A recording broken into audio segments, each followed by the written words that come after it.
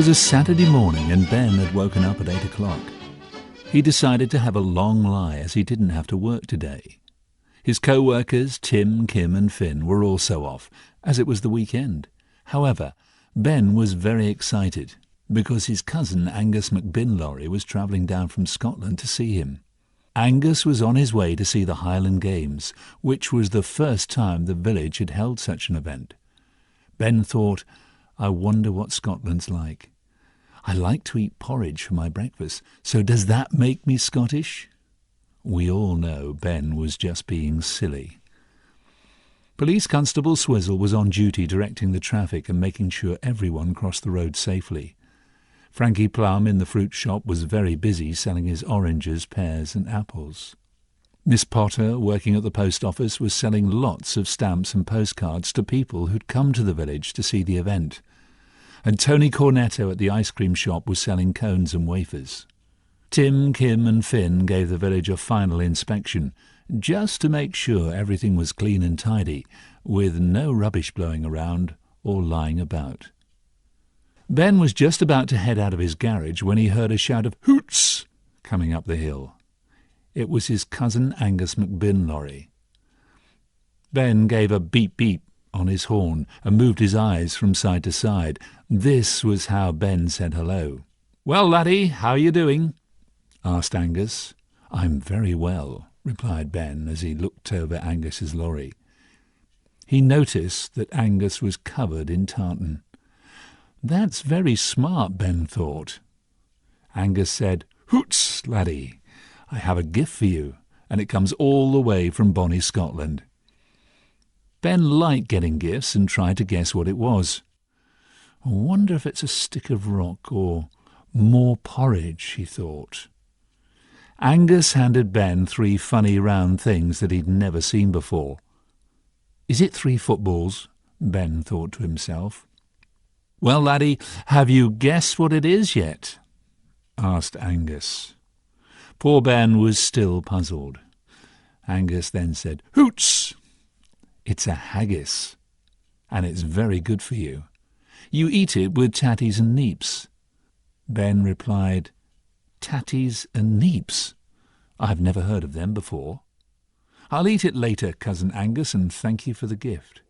In Scotland they call potatoes tatties, and Swedes or turnips they call neeps." Angus reminded Ben that you can't eat too much or you'll get fat, and then you won't be able to get up the hills, plus you'll be puffing all day. We need very fit lorries to take all the rubbish to the tip. Now it was time for Ben and Angus to drive into the village to see the Highland Games. As Ben and Angus were driving down the street, everyone said how smart the tartan lorry was. Angus was shouting "Hoots!" as he passed people by, and Ben's horn was going beep, beep. Angus said, "It's going to be a great day, laddie." But just before they reached the park where the games were being held, Ben asked Angus a question. "What does Scotland look like?" Angus said, "It's a lovely place with hills, sheep and rivers, where the fish eat smelly socks." "If they eat smelly socks, then I'm not going to scoff fish ever again," said Ben. Angus just winked as he was just teasing Ben. Angus said, "Hoots! Of course, fish don't eat smelly socks. I was just having a bit of fun." Ben just laughed at how silly he'd been, thinking fish ate rotten-smelling socks. By now, Ben and Angus had reached the park, and it was very busy with people all having a good time. Ben noticed there were folk dancing in kilts. Angus told Ben that this was called a Highland fling. Some also called it Scottish country dancing. Sadly, lorries can't dance because they have such big wheels, but Tim, Kim and Finn can. They popped on stage in their kilts and started to dance. "Hoots!" shouted Angus. He was having a great time and felt he was back home in Scotland when he heard the sound of bagpipes playing in the distance. Ben was watching the games, but suddenly became puzzled and scratched his head. He saw 3 big men lifting a very big wooden pole. Then they threw it. One end flipped, and then onto the grass. "I would need to eat plenty of porridge every day to do that," said Ben.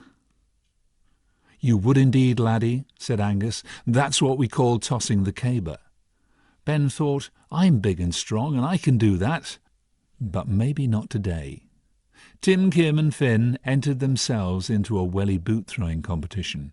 What you had to do was take your welly and throw it as far as you could. The winner was the one who threw their boot the furthest. Kim was delighted as she won the competition and took home a cup as a prize. It was nearing the end of the games and Angus had an idea. "Ben, how would you like to take me on in a tug-of-war competition? All we have to do is tie a rope to the front of your engine and tie the other end to mine. Then we both pull against each other as hard as we can, and then we'll see who is the strongest." "OK," said Ben. Both lorry engines fired up. Vroom, vroom. They pulled one another back and forward, but then suddenly Angus's back wheels got stuck in the grass. Ben had to think fast. "How can I get Angus out of this?" he said. "I know," said Ben. "I'll get all the village people to go to the front of my lorry and push me." Everyone pushed as hard as they could, and eventually they released Angus.